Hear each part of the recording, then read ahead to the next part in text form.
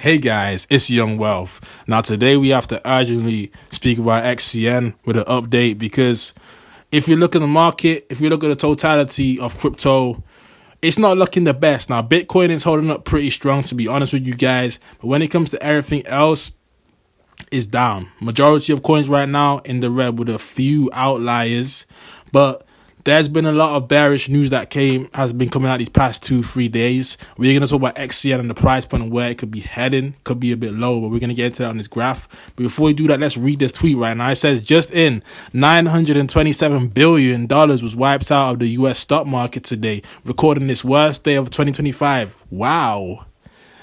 Guys, this is why you have to read outside of crypto not to panic, because outside of crypto is a very shaky economy. We know that XCN is actually partnered with NASDAQ.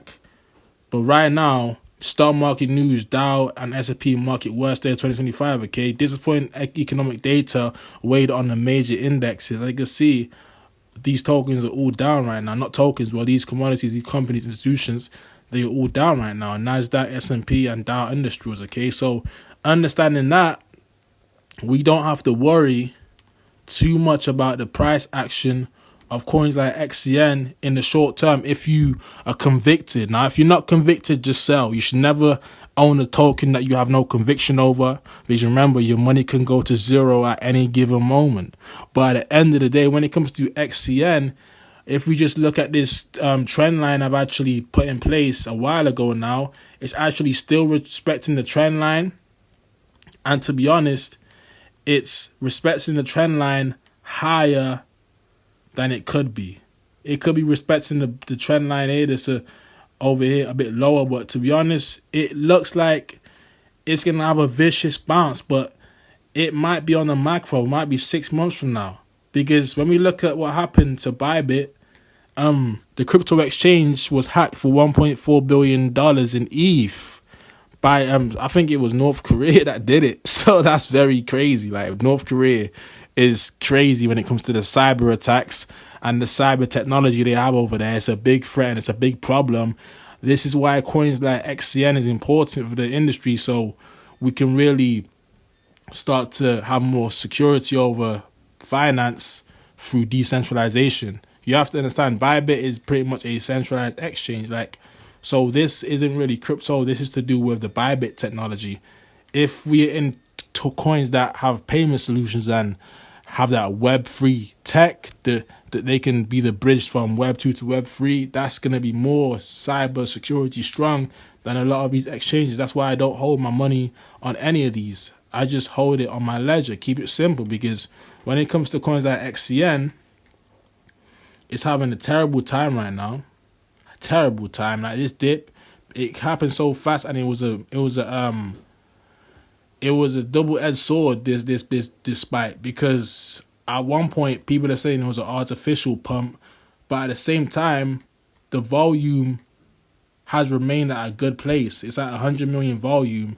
That's no longer the people that brought here. That's actually probably new eyes on this coin, and just knowing that, and just knowing there's a lot of money behind it compared to its market cap, which is usually 10 to 5%.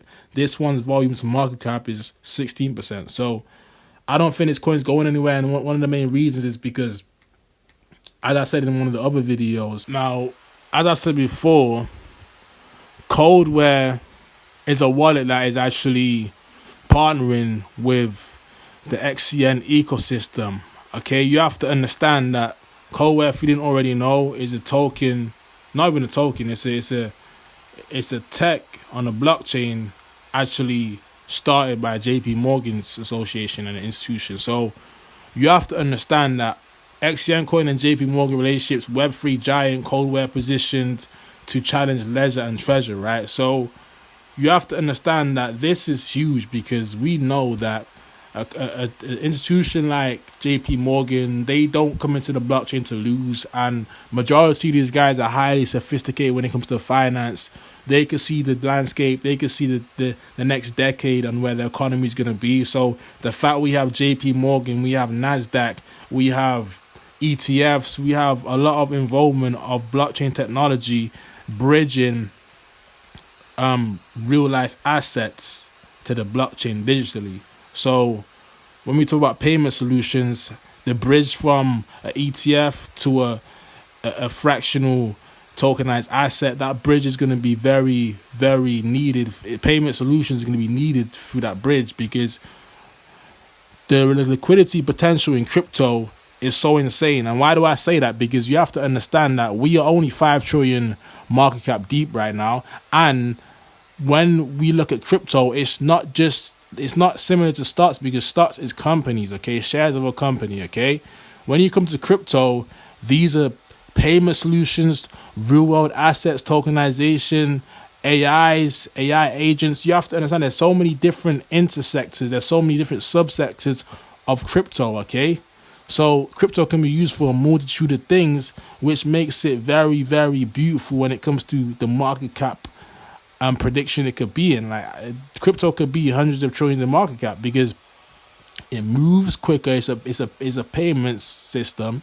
It's more efficient for finance and institutional investors and institutional associations. You have to understand that they can manage their money much easier digitally than in fixed assets. So if they really understand, which they already do, because a lot of institutions and governments are buying Bitcoin and buying ETH, they understand that the importance of liquidity and the importance of having appreciating assets is very important for the debt and the GDP. So the fact that they're buying a lot of these assets that are digitally been created on the blockchain, it shows you where the market is heading. So when we took coins like XCN, which is going to be a Web3 giant, its relationship with Coldware is going to be huge. It just shows where we are heading. Like JP Morgan, what's the value of JP Morgan? You know, I have the pocket watch. Okay, what's the value? What's the value? 700, almost $1 trillion. The stock, JP Morgan Chase, almost $1 trillion. When we look at XCN today, it's only 580 million. So just understanding that and understanding that concept of how a lot of these banks, a lot of these companies, they're going to automatically be bridged onto the blockchain. They're going to automatically need blockchain technology to be the most efficient when it comes to business, banking, payment solutions, smart contracts, tokenization, whatever you could think of, pretty much is going to be on the blockchain, because it's quicker than anything we ever had before, cheaper than anything we had before.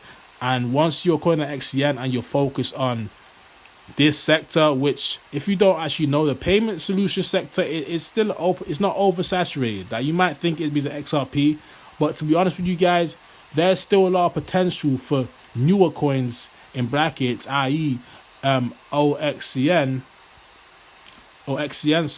that can really take a lot of the market share. Because when you look at XRP, it's 156 billion. This is one of XRP's competitors, but the thing about it is there's enough money for a lot of these payment solutions to actually reach 100 billion market cap plus.